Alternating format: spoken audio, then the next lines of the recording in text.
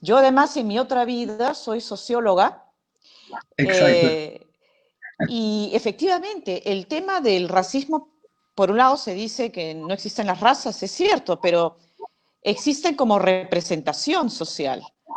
Es decir, el racismo es un fenómeno que se ejerce eh, en el ámbito de las interacciones sociales y es ahí donde cobra sentido. Entonces, no es que exista una persona esencialmente superior o inferior, sino que existe inferiorizada o superiorizada en esa relación de poder, si se quiere. Y eso es importante porque tiene consecuencias.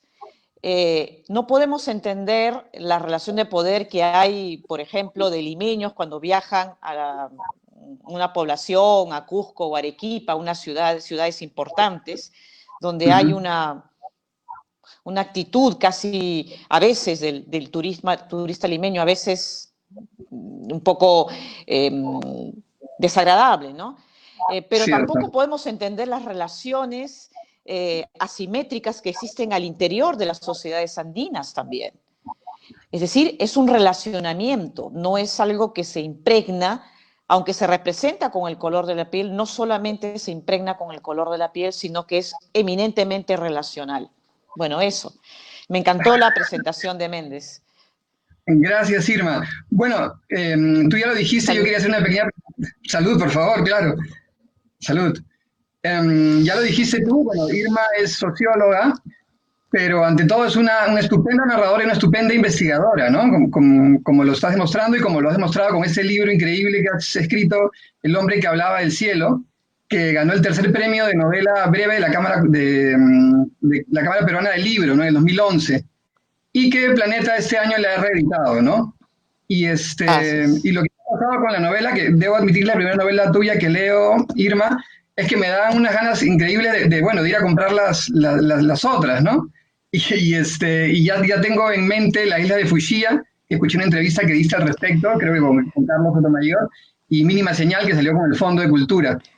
Así es. Y bueno, además de la novela, yo te quería preguntar, como investigadora que eres, aparte como curiosa de las circunstancias que están pasando, que me hables un poco de lo que hablábamos antes de entrar al aire, de la pandemia, ¿no? De cómo estamos como mundo inmersos en una pandemia que si bien a lo largo de la historia se han ya vivido otras, esta tiene la peculiaridad de ser absolutamente global, ¿no? De verse absolutamente en todo el mundo, porque claro, las pandemias podían estar circunscritas de repente en Europa y podían ir un poco en barco a otros lugares, pero esta es una cosa impresionante de lo global. ¿Cómo la has visto esta Mira, pandemia? efectivamente, nosotros tenemos todavía el dengue endémico, ¿no? Y Mm, hay muchas muertes en Latinoamérica, hay dengue también, había también en el verano, en Montevideo, o sea, en Uruguay, en Argentina, menos, mucho mejor atendido, pero también en África, donde cada año mueren 400.000 personas. sí, Eh, pero era más focalizada el tercer mundo, entre comillas, ¿no? Entonces el claro. mundo no ha sufrido una pandemia, un evento de alcance mundial desde hace, efectivamente, hasta donde yo sé, desde la gripe española, ¿no? Pero que ha Ujú. habido grandes plagas, sí las ha habido, pero entre comillas, en las zonas menos que no eran del primer mundo, ¿no? Claro, Ahora, sí nos ha cambiado la vida, efectivamente. Yo les comentaba que me he cortado el pelo sí, en casa, eh, real. porque como todo el mundo ando un poco nerviosa de salir innecesariamente, salgo cuando tengo que ir a comprar, en fin, pasear por el malecón, que es salud mental, con mi Sí. perra, pero procuro no hacer cosas innecesarias. Y dije, bueno, ¿por qué no? Entonces me tomé un tutorial y nada, me corté el pelo, cosa que haremos mañana, en 6 meses, probablemente empezar a cultivar nuestra huerta en los departamentos. Pero sí, realmente es increíble. Y Irma, ¿cómo ves tú esto ya entrando solamente al Perú, ¿no es cierto? Rumbo al Bicentenario, hablábamos con el doctor Lumbreras del programa anterior y nos decía que esta pandemia es, bueno, una oportunidad para el Perú y que para ver cómo, cómo de alguna manera ha fallado o se ha comportado no solamente el gobierno, el modelo económico, sino también nosotros mismos, ¿no? Como sociedad. ¿Cómo lo estamos tomando? ¿Cómo lo ves tú? ¿Qué debemos cambiar? Sí, Bueno, es un tema muy vasto, en realidad no sí, podría responderse de manera categórica o incluso explayarse en solamente unos minutos, pero claro. existe efectivamente oportunidades que fácil se pueden dejar pasar, como ha sucedido otras veces en nuestra historia republicana. Ujú, Pero sí existe, digamos, esta escenificación de la pandemia nos puede ayudar a identificarnos e identificar algunos problemas nacionales. Uno de ellos tiene que ver con, digamos, un Estado que no se ha ocupado adecuadamente de proteger a la gente, ujú, ¿no? Y eso me parece lo más grave, o sea, un Estado, y no hablo de ahora, evidentemente, es un mal estructural. ujú, El doctor Elmer Huerta decía que es como tener un Volkswagen, un escarabajo de los años 50, ujú. tratando de recorrer toda la carretera panamericana, ¿no? Ida y vuelta, y a toda velocidad. O sea, ese es nuestro sistema de salud, retrasado, Sí, malo, a veces atravesado por la corrupción, en fin, insuficiente. Y ese es el reflejo también de un modelo neoliberal que, pues ujú, creo yo, eh, venimos arrastrando esto, la reducción de los servicios de salud desde hace varios decenios, ¿no? Yo creo que sí, una de las cosas es revisar también el rol del Estado ujú, dentro de la sociedad peruana. A las generaciones de peruanos y peruanas, se nos ha dicho que el Estado no debe intervenir en ninguna parte del mundo. En el claro. 2008, cuando quiebran los bancos, papá gobierno en Estados Unidos sale a rescatarlos y papá gobierno también en Europa. Y ahora en Europa, Alemania, el Estado alemán está invirtiendo en reflotar Lufthansa, que es la línea aérea de bandera. Eh, claro, con condiciones que ya podemos hablar en otro momento, pero es yo salvo los muebles de mis empresas estratégicas dentro de una presencia alemana en el ámbito global, ¿no? Esa es una visión estratégica que solamente la puede dar un Estado, que no se, digamos, el mercado no te ofrece una visión estratégica ni una Ujú, distribución racional de recursos, y menos una redistribución. Si algo tiene el mercado es concentración de capitales, ahí donde pueda reproducirse mejor. Yo creo que ese es un ujú, convencimiento que no existía hace un año. Hace un año tú decías, oye, esta constitución tiene que ujú. cambiar. No existe una constitución donde el Estado tenga un rol subsidiario. Es decir, si no lo puede hacer la empresa privada, entra el Estado. O sea, esta visión donde el Estado no puede en situación de emergencia o tiene problemas a regular precios, oye, Ujú, por lo menos yo no lo he visto en Europa ni en Estados Unidos. Es decir, somos más liberales que los liberales, por supuesto. designando o configurando un mundo liberal, entre comillas, que no existe más que ni siquiera en los ensayos de Adam Smith. Tú te das cuenta, Irma, cuando comienzas a ver cuándo se hacen nuestras últimas constituciones, hablando, digamos, de Sudamérica, y todas de alguna manera están hechas o en dictaduras, ¿no? O muy cerca una de la otra. Se han hecho cambios en constituciones, se han hecho nuevas constituciones, justamente porque tienen mecanismos para que estas cosas que estamos conversando no se puedan hacer, ¿no? Y que estemos dependiendo absolutamente del mercado y seamos al final, como dijiste también, más papistas que el Papa, ¿no? Sí, bueno, la Constitución chilena es un caso emblemático, ¿no? Donde Pinochet aprueba una constitución y dice para que todo quede atado y bien atado. Sí, por supuesto. Posteriormente han ido cambiando, haciendo reformas, pero efectivamente, yo recuerdo, estuve en Santiago y en Isla Negra, en Chile, hace un año, y Ujú, tenían que sacar al comandante general de la policía, carabineros, ¿no? Y había ajá, un nudo en la constitución chilena. Entonces, claro. en fin, Ya Piñera en ese momento maniobró y no sé cómo hizo, pero se logró sacarlo. Pero son cosas, a ver, que subsisten, ¿no?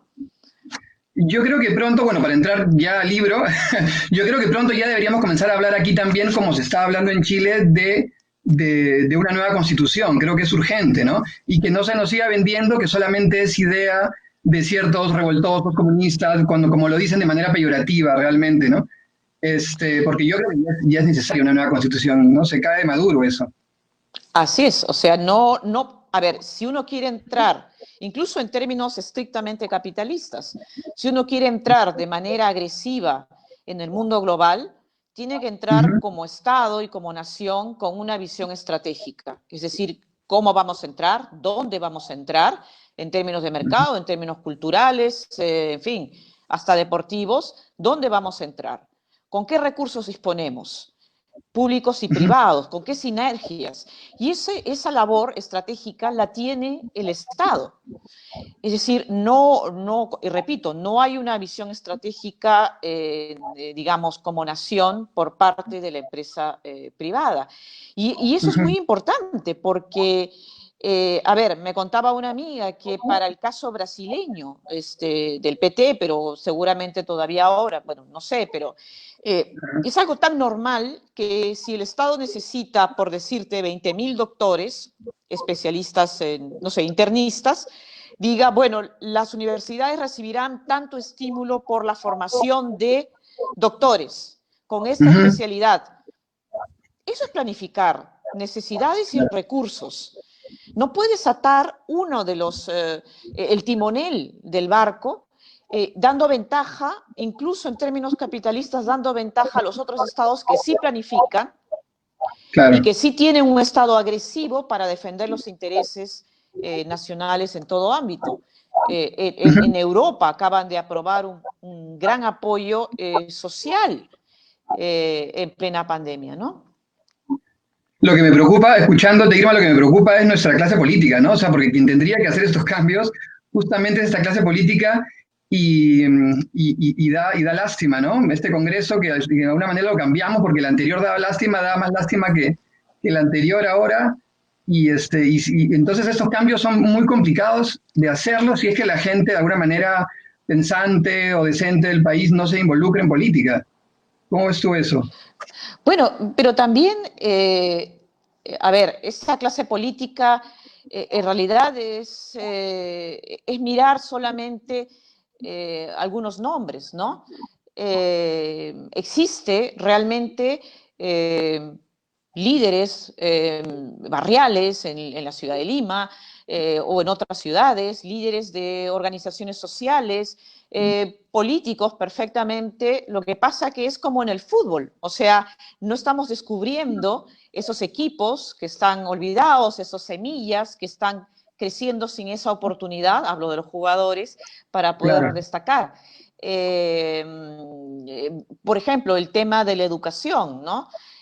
Si es que hubiera sido solamente con el impulso estatal de aprendo en casa, que es, digamos, que tenía Ujú, que darse, no hubiera tenido el alcance. En Quispicanchi, por ujú, ejemplo, estuve comentando con una amiga, se ujú. calculaba que el 40% de chicos no había alcanzado, no escuchaba los programas radiales, que la radio es la que más llega.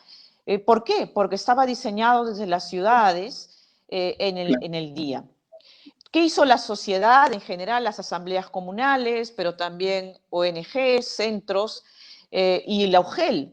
Pues decidieron movilizarse y comenzar a tomar espacios de radio en la tarde y en la noche, que es cuando los chicos regresan del campo o Claro. regresan de los trabajos, ahora que no llueve, refaccionando casas, techando, etcétera, llegan en la noche y ahí donde se retransmite Aprendo a Casa. Lo que quiero decir es que el Estado tiene una pauta y es la sociedad o las sociedades que han Ujú. ido adaptando, si se quiere, esa plataforma para hacer realmente que llegue actualmente al 96% de niños, niñas y adolescentes. O sea, eso no está visibilizado, pero es así. Entonces, la gente está. Lo que claro, pasa es que desde Lima, y ni siquiera digo desde Lima, desde ciertos círculos de poder, claro, desde cierta prensa, también, desde claro, ciertos canales, esas personas no existen. O sea, a veces se exaspera ver los mismos nombres que circulan en los eso, mismos programas, y uno se entiende, y uno no entiende si los productores de tele o de radio no tienen un directorio mucho más nutrido, ¿no? no, claro. Bueno, Irman, pasa, pasa el tiempo y quería conversar sobre tu novela, pero bueno, estaba súper interesante. Y pues yo tenía digamos, una queja de la novela, entre comillas, es que es corta, ¿no? Me quedé con ganas de seguir leyéndola, de temas súper interesantes, pero primero quería que nos cuentes un poco el tema como que central. Es la primera vez que se conoce, que se tiene conocimiento del uso del telescopio, del lente espía, como le llaman, en territorios peruanos, ¿no? En territorios virreinales peruanos, en un ataque corsario que hicieron los holandeses en 1611, si mal no recuerdo, en las costas del Callao y en Pisco. Cuéntanos un poco de esta historia del... Sí, es la primera vez, la primera noticia que se tiene del uso de un telescopio en las Américas, y es el primer testimonio que se tiene en el mundo del uso de un telescopio a bordo de una nave, porque como entenderás, las naves se movían y los telescopios tenían orificios de esta dimensión, de este diámetro. Y entonces era Ajá, muy complicado. De hecho, Da Vinci intentó, eh, ajá, tan curioso, no, perdón, no era Da Vinci, Galileo, Galileo. intentó adaptar un telescopio para que pudiera funcionar en un barco. Y lo que hace es diseñar una suerte de casco, como el casco de un motociclista, para que Ajá, el ojo y el lente estuvieran fijos, pero era claro, muy complicado. Finalmente, los corsarios holandeses lo usaron, o lo usaban ya apenas 5 años después de la primera exhibición del telescopio en Holanda, ajá, por parte de los inventores holandeses. Y eso me pareció interesante, porque permitía acercar lo que estaba lejos, empezando por la luna. Es decir, la luna, cuando lo mirabas, parecía que pudiera estar al alcance, bueno, no del brazo, pero sí de los ojos, ¿no? Y es la ajá. invención de la mirada virtual, que Es finalmente increíble, ¿no? es el inicio. O sea, aquello que no ves con tus ojos Claro, existe. Y es entonces eso impresionante. es lo que le dicen a Galileo cuando lo llevan al tribunal de la Santa Inquisición. Él dice, yo veo la luna y la luna está llena de imperfecciones. Luego no puede ser una metáfora de la Virgen María que se representaba como la esfera lunar, ¿no? Claro, Y lo que le dicen los inquisidores es, a ver, ¿estás viéndolo con los ojos? No, estás viéndolo con un artefacto que claro, además está hecho de lentes que pueden reproducir lo que llaman las aberraciones ópticas, claro. ¿no? Que hacen que anamorfismo, es decir, las figuras se ensanchen, se reduzcan, se desfiguren. ¿Qué nos dice que este telescopio tuyo, el lente espía, no produce, Ajá. reproduce, sino una aberración óptica? Entonces, la discusión Ujú. en el fondo es si podemos creerle a la mirada virtual, y ese es el inicio de la ciencia, Claro, moderna por lo menos. es increíble porque, claro, en el libro también narras esta disyuntiva que tiene el personaje Esteban, bueno, obviamente, si es virreinal, era totalmente católico, esta disyuntiva pues hasta religiosa con todos estos descubrimientos científicos, ¿no? Esos descubrimientos astronómicos, es espectacular también cómo lo narras y cómo pones a este personaje en una disyuntiva, ¿no? Que termina convirtiéndose él en el hombre, ¿no? Que hablaba del cielo. Sí, yo creo, a ver, se ha estudiado muy poco el siglo XVII en comparación con el XVI, el siglo de oro, el XVIII, la Ajá, Ilustración, ya el XIX, la Revolución Industrial. El XVII es una época de transición, pero es el momento en que los seres humanos pierden el paraíso, que no es poco. Es decir, claro, a Jean Delumeau, que es un historiador, un estudioso del cielo, de los cielos, fallecido hace poco, él ve cómo el cielo medieval era un lugar concreto. O sea, para llegar al cielo claro. tú tenías que subir esferas hasta llegar a Sí, la séptima u octava esfera de la perfección. Era un lugar concreto, casi con dirección y número. Eh, y cuando Galileo empieza a ver que la luna, que está en un nivel superior de perfección de la Tierra, tiene las mismas ujú, manchas y accidentes geográficos, así los llamaba, que la Tierra, es decir, que era claro. imperfecta, comienza a cuestionarse en el mundo la idea del paraíso y a dónde vamos a morir, Ujú, perdón, dónde vamos a ir luego de morir. Entonces, morir, es claro. como si la luna, en términos modernos, se hubiera convertido de un lugar parte del universo creado por Dios, termina siendo algo así como un foco Phillips. Se nos Claro. cae el cielo. Y de eso ha habido pocos ensayos, pero más relacionado con los estudios culturales, ¿no? Y los estudios del cuerpo. Irma, tengo una última pregunta, porque a mí lo que me deslumbró de la novela es este lenguaje que utilizas tan especializado, por ejemplo, marino, también cuando hablas de la Lima virreinal, como en pasajes de la novela nos hace recorrer algunas calles de Lima también, ¿no es cierto? Y también, por ejemplo, das la visión de los yungas, ¿no? Y de los yauyos. Esa investigación a mí me sorprendió, ¿no? ¿Cómo investigaste? Porque creo que te escuché por ahí a ti incluso decir que fuiste al archivo de Indias, incluso. Sí, sí, sí. En ese entonces no estaba, digamos, ahora se encuentran más archivos digitalizados, pero estamos hablando de hace 10 años o más.